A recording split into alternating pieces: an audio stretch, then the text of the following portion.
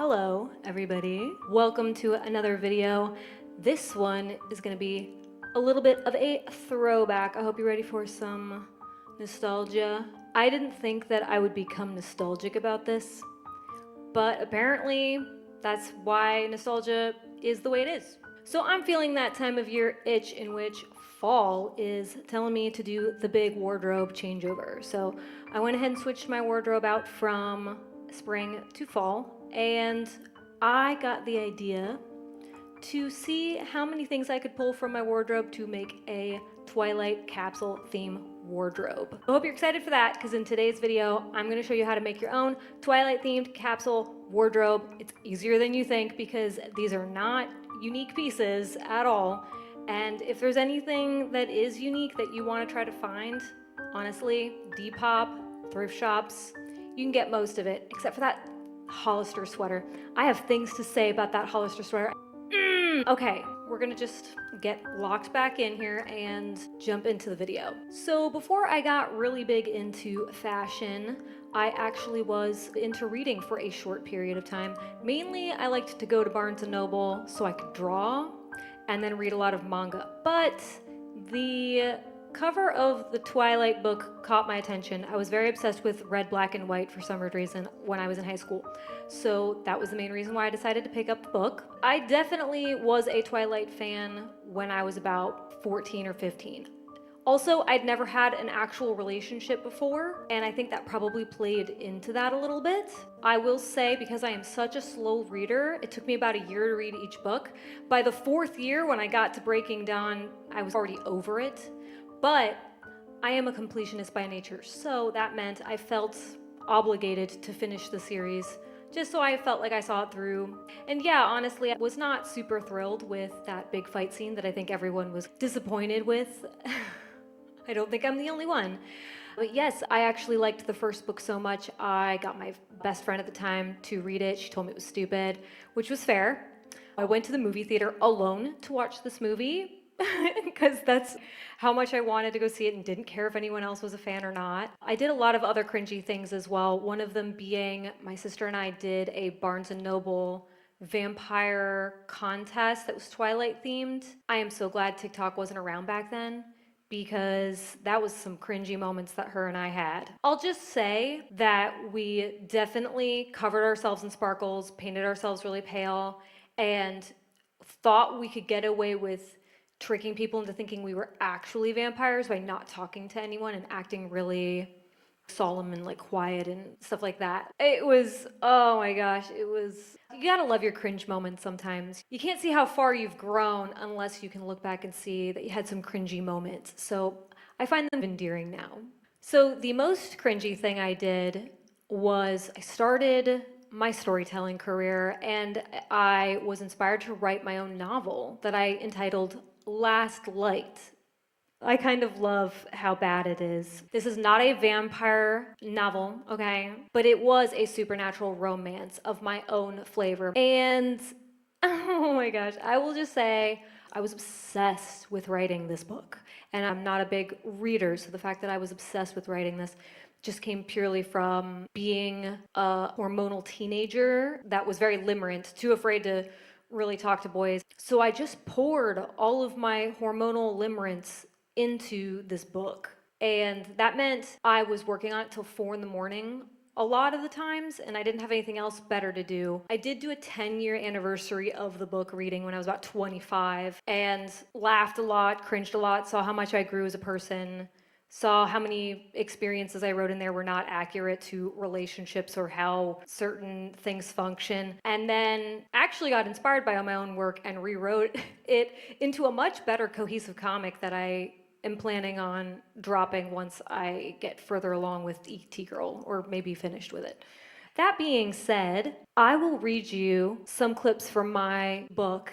Basically, in short, the love interest can see the future. He is a moody, beautiful, angelic boy with beautiful curly hair, and he plays guitar, and he just randomly sees the future, and he doesn't know when it's going to strike him or anything like that. And so he acts very distant and cold and weird to her. Let's see if I can find the love interest part here. Okay.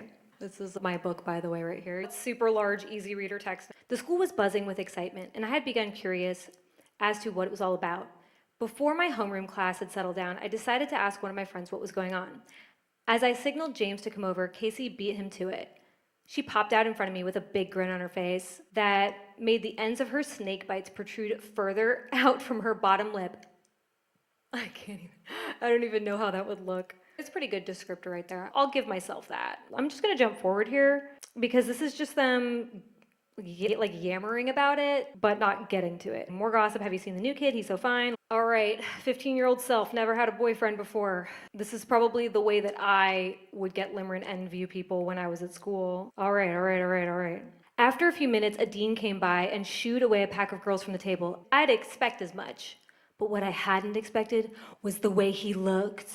The minute the sea of people parted, I saw him. His hair was a dark honey color, with the exception of a few golden blonde pieces underneath.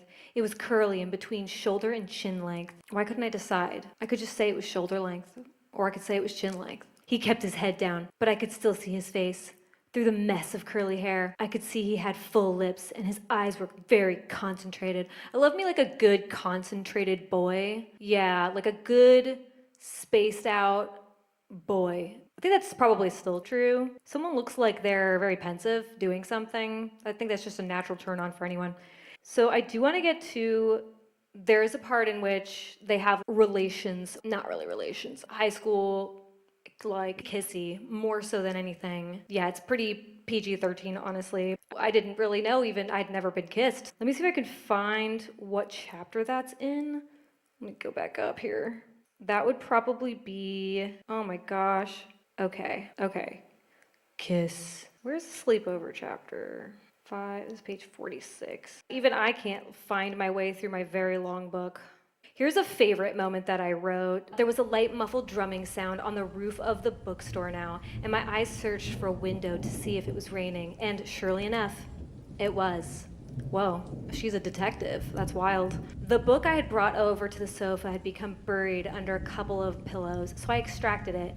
I opened it, but just stared blankly at the page as Oliver pulled the guitar back on his lap and played a new tune. Okay, this is true. I'm calling myself out. If someone's got a guitar in their hands, I'm not really reading whatever I'm doing or paying attention to anything else. Then I got an idea. I popped out of my seat and sat down right next to him. Can you teach me how to play? Girl, I'm over here exposing my biggest fantasies that I had. At first I thought he'd say no, but after a moment of hesitation, he lifted the guitar strap from around his shoulders and slipped it around mine. Now strum the top, he paused.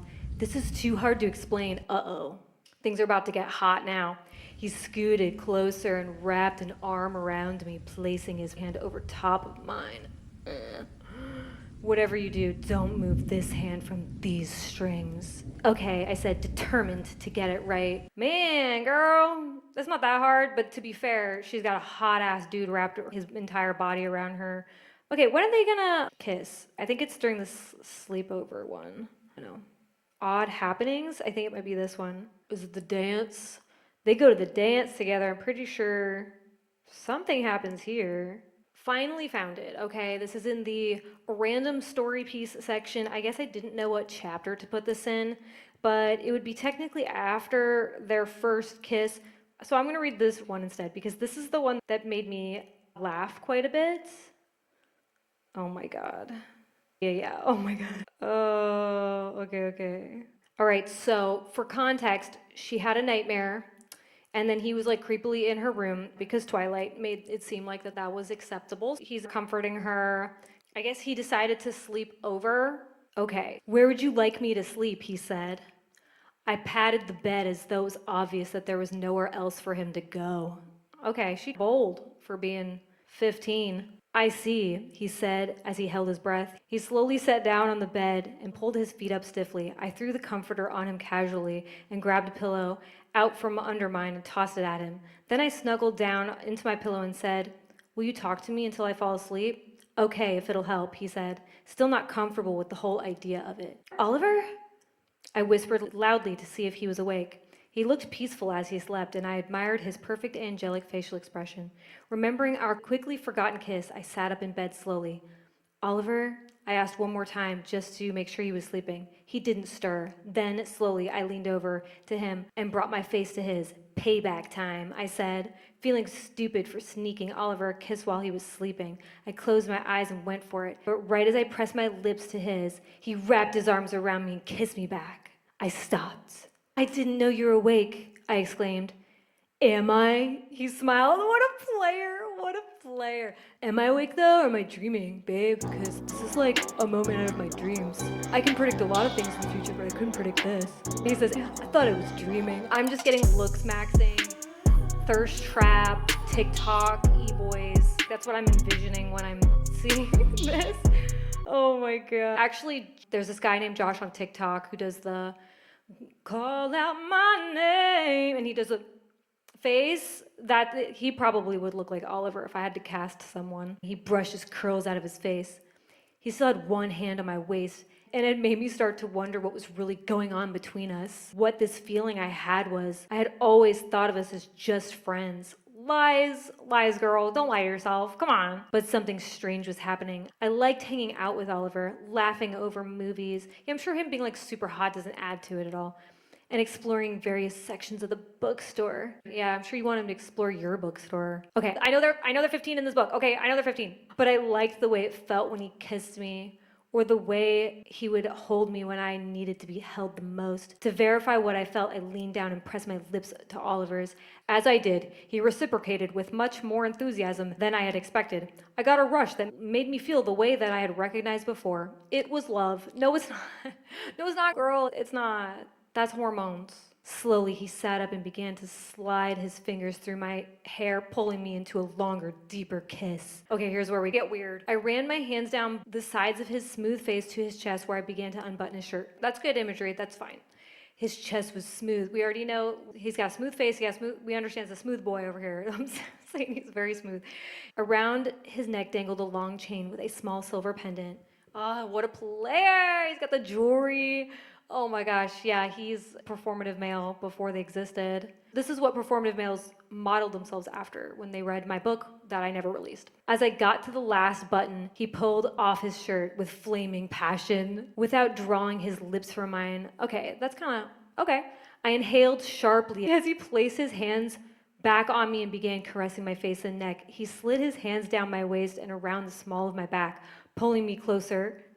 He started kissing me from my neck down to my shoulder. Each kiss felt like fluttering butterfly wings against my skin. The straps of my purple nightgown fell limply around my shoulders, and I grasped his broad back with both my hands.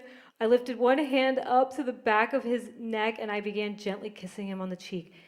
The eagerness of the kisses died down, and he stopped and looked at me. So far, all they've managed to do is he's thrown his shirt off in a very romance novel passion way. She's let her straps of her nightie just fall off her shoulders, and then she like wrapped her hands around his back. So I remember coining this scene as the heavy back touching scene, because that's basically all they do.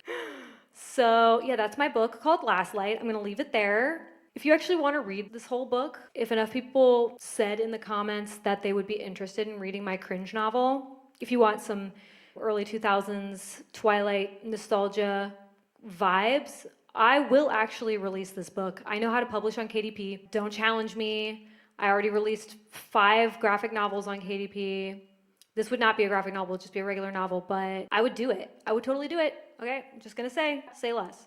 So now that we have done a fun little story time, I am going to jump into the capsule themed wardrobe section of this video. I had a surprising amount of items in my fall wardrobe, more than I expected, that were going to match the Twilight aesthetic. I did make a Twilight aesthetic mood board on my Pinterest that I called Decode My Wardrobe, so I could start building some outfits, get some ideas. This is a pretty simple, easy fall thing that I think anyone can do. So I'm really making this to inspire you, to show you that you could probably work with what you already have and not need to buy anything new. I did buy a little bit of stuff last year, but it was me just basically repurchasing some things I used to own because, fun fact, before the Twilight movies became popular, the iconic cream and brown striped sweater, I had it. I actually got it. I remember buying it at a Goodwill for $1.75.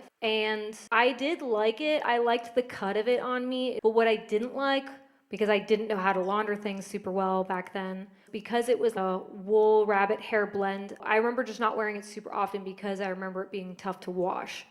And I kept that top from 2006 all the way until about 2016. I had it for about 10 years. And I take pretty darn good care of my clothing. So I just moved and I was purging a lot of my clothing. I was new to the whole decluttering thing. I was in a depressed headspace at the time, and I was not as good about discerning what I should keep and what I should get rid of. During that process, I think I remember just feeling annoyed with how tight it was in the arms. I think I had watched a video where a lady had said, oh, if you don't like something in your wardrobe, just remember that when you get rid of it, someone else is going to find that and they're going to love it more. So that helped me let things go, but I did lack discernment of thinking about if I might get nostalgic in future years or if trends might come back around. None of that was familiar to me.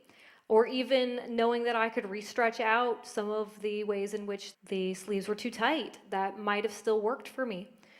So unfortunately, I did donate that sweater that is now worth over $300. It'd be one thing if I'd sold it and got even just a few dollars at the time because it wasn't super trendy, but I donated it.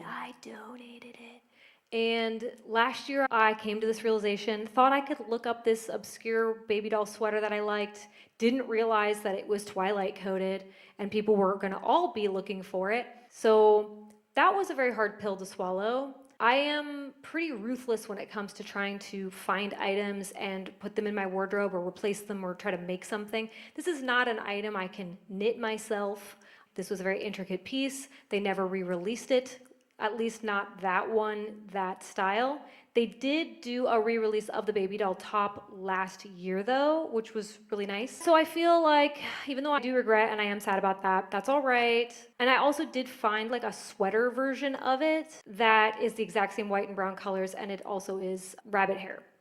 And I got it for $10 or something. So yeah, I was a true Twilight fan. I would say that it is a testament to my growth that I am no longer a true Twilight fan. I am more of a Twilight fan now, just in the ways that I like to reminisce about the aesthetic and about that time in my life. So therefore, I'm paying homage to that. And also, every song was amazing, even if the movies were subpar. Florence and the Machine had some really good songs in there. Paramore, of course, had some great songs. So stick around to the end of this video because I actually have a little surprise for y'all if you do like Paramore that has to do with Twilight as well. The way that I have chosen to do a capsule wardrobe, my first set of outfits are going to be Bella Swan themed in particular. So if you really liked specifically a Bella Swan themed outfits, then that's going to be the first half. And then my second half, part two of my outfits are going to be more about the vampires because I do have a pretty dramatic wardrobe with lots of shiny things, velvets, interesting textures, interesting colors. So I thought it'd be really cool to also showcase some outfits that were a little bit more like what you might see Rosalie wearing or Alice or even like the bad vampires. Some of that where it's a little bit more like if you just want to lean into vampire core for Halloween or this fall, then you can totally take some inspiration from some of that. I thought it'd be fun to expand on not just like doing Bella Swan core or Twilight core because honestly, if you just wear what she's wearing in most of the movies, it's boring. Was it really hard to film myself in all these outfits because I ended up having a ton of them as a result of having two different segments of clothing for the capsule wardrobe? Yes. Do I think it was worth it though, so I can showcase to y'all some ways that you can expand on this trend? I do. That being said, I really hope you enjoy this capsule wardrobe. And before we get into the Bella Swan looks, I'm actually going to start my flannels off with a Charlie themed look. Yes, we're going to be doing a Charlie themed look. If you are Team Charlie as well, go ahead and drop a comment below. I only have 2 flannels in my entire wardrobe, and that's because flannels need to be pretty versatile, so they need to be certain colors, I think, to match. So currently I have this black and white one, and I also have this really cute green one that I wore for my latest cover video for a song that's on my sister channel. This is actually going to be relevant later in this video. This outfit is what I would wear awkwardly tripping in the school parking lot. Let me know what you think.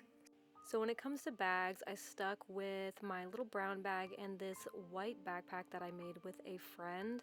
I also have a black shoulder bag that I'm going to be showing in some of these, but yeah, just stick with your basics when it comes to bags, and it's going to work for almost every look. And when it comes to shoes, it's typically recommended to wear some Converse. I don't have any that was going to match these looks, so I did a pair of brown knee-high boots as well as some brown leather ankle booties, and eventually also do some black, more punk shoes for some of the more vampire looks. I did really like this shoujo girl look that I was seeing going around on Pinterest, so I did a bit of a shoujo girl crossover with some of my denims, but for the most part I stuck with a lot of the bell-bottom cuts, and I do know that Bella Swan will wear some skinny jeans. I actually am of the belief that it's just easier to take your bell-bottom cut, or flares, I think is what people are calling it now, and you can actually just wrap them around your leg and create a similar look as having skinny jeans. So I'm not much of a sporty girl, but I am very into more of the schoolgirl or academia, dark academia aesthetic. So I decided to throw in some outfits that had some of the baseball sporty look to it, which is honestly rare for me because I am not a sporty girl. So I hope you enjoy some of these as well that I've thrown in here. So I'm sure you're already asking at this point in the video, which was I, Team Edward or Team Jacob? And honestly, I started off Team Edward for the first book, but then I was very quickly Team Jacob for the rest of the books, and I think that's what kept me going to see if he even had a shot in the series, which it seems like he never did. But that being said, I did have to get myself this 3 Wolves and a Moon shirt because it reminded me of this College Humor sketch that I watched years ago, and also I love myself a good ironic wolf moon shirt. I'm an actual wolf! I'm 3 wolves. And a moon. So first up in the vampire lineup, I'm going to showcase a Rosalie style look. I didn't have a ton for her because I don't have a lot of steely grays. I do have a lot of steely blues, but I decided to basically make a similar looking outfit using this cute little crop corduroy jacket that I have and this Babydoll blue top. I do also have alternatively this hoodie that I wore in my Blogilates video that I still quite like to wear often, and it's if you want to tone the outfit down and give it more of a casual look, I recommend this hoodie. Next up, I have the Alice Cullen themed wardrobe looks. I actually had a lot more for this because it does cross over with dark academia, as well as I noticed on Pinterest a lot of her looks were styled like the movie The Craft, and I think that might have been on purpose to some degree. Maybe it was a callback, but yeah, either way, I had a lot more I could pair in my wardrobe with this. Also, the color of the season is green, so as you can see here, I wore quite a few looks with green when it came to Alice Cullen. I felt like I could get away with it and also put some stripes in there. Lastly, I've got this cute little vest that's pretty much the staple piece for doing an Alice Cullen look. It also works really well for whimsy goth and also dark academia and medieval core, which is currently trending. So I highly recommend getting your hands on one of these.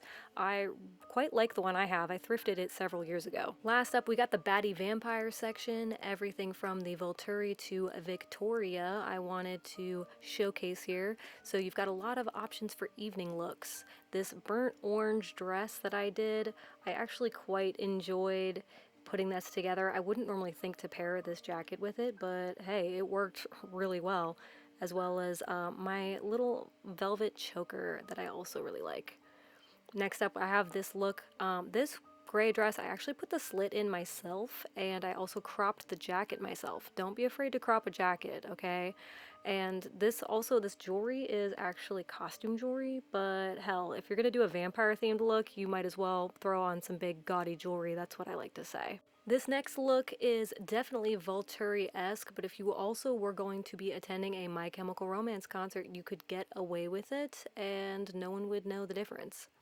Now, this next look you might think is a bit of a stretch, but hear me out. I do believe that florals, if done right, can be very gothic, so I actually had to just throw this look in here because I felt like a vampire in it. So this vintage nightie that I turned into a bubble dress does feel a little bit more like Dracula, but in the end, it's all vampire themed, so I hope that it inspires you.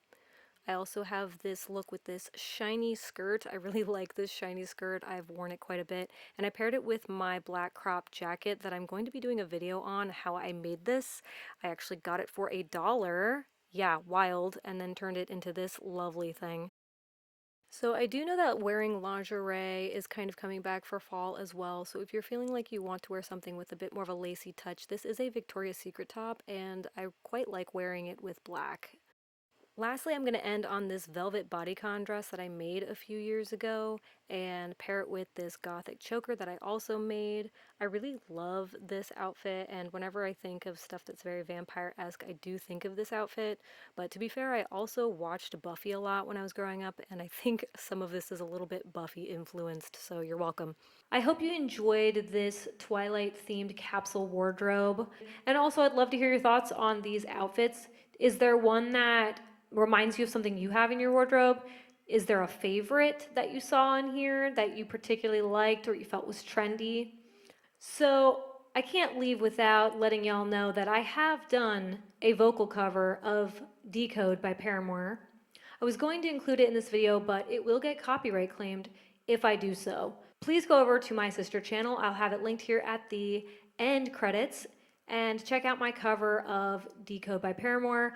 I don't think you'll be disappointed. It is my own rendition, so I do change up a little bit. I do add my own flair. So check that out, and you can have it on the background while you're styling your own Twilight-themed capsule wardrobe. Drop me your thoughts below. Please make sure to give this a like and subscribe so I know to make more content like this. It really helps out the algorithm. I'll have some items linked on my Depop shop that are Twilight themed as well. Let me know what capsule wardrobe you want to see next. This was really fun to do, so I will definitely be doing more things like this in the future. Thanks so much for checking out this video. I will see you in the next one. Bye-bye.